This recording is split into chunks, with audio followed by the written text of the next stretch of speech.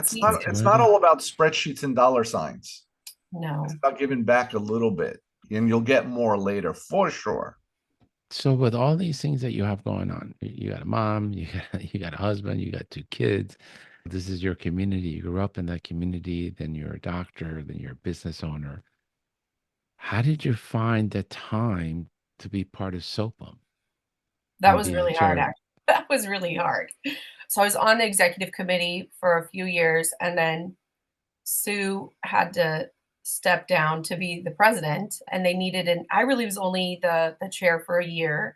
They had asked me to come on longer, and I had to say no, guys. I said yes to the interim, which that was plenty for me. That really overextended me quite a lot, and I love SOPM, but that was too much. So I'm glad it was just a year and that it was hard to say no, but it was a But good what was your job? What'd you have to do? I'm on PPEC. I have a meeting with them once a month or so. We talk about stuff, and that's the end of the involvement. yeah. I think SOPM's much larger and there's a lot more issues that come across.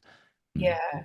We I were onboarding the new portal listserv or yeah. option, and I don't know. They're trying to redo the structures and groupings, and I don't know. There's always stuff. You got to review policy statements and articles, and In it's a SOPA? lot. What's Yeah. that? Yeah. Yeah. Why? It's private Well, practice that's management stuff. Tell me, because that's the way the AP works.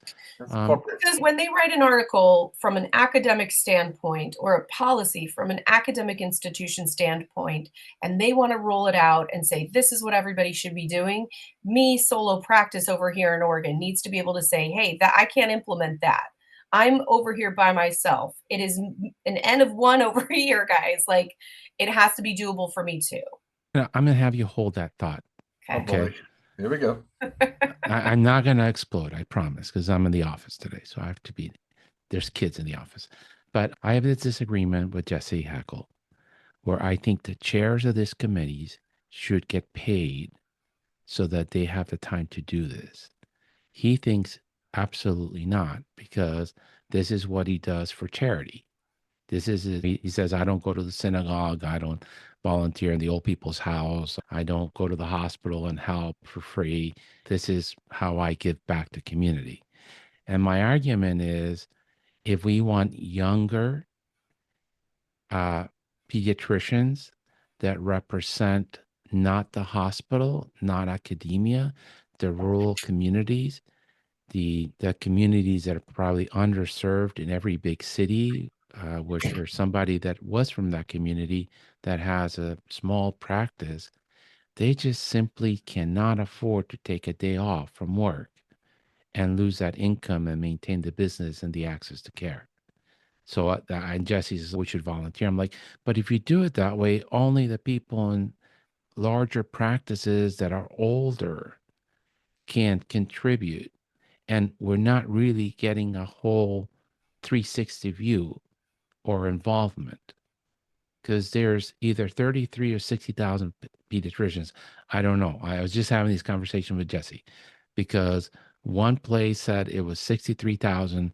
The Labor Department, the US Labor Department says there's 32,000 pediatricians. I don't know which one's true. The numbers of on payment on salaries seems more accurate from the Labor Department. So I'm like, Jesse, I don't know which one is true. But anyhow, so that's, I think we have a difference in that.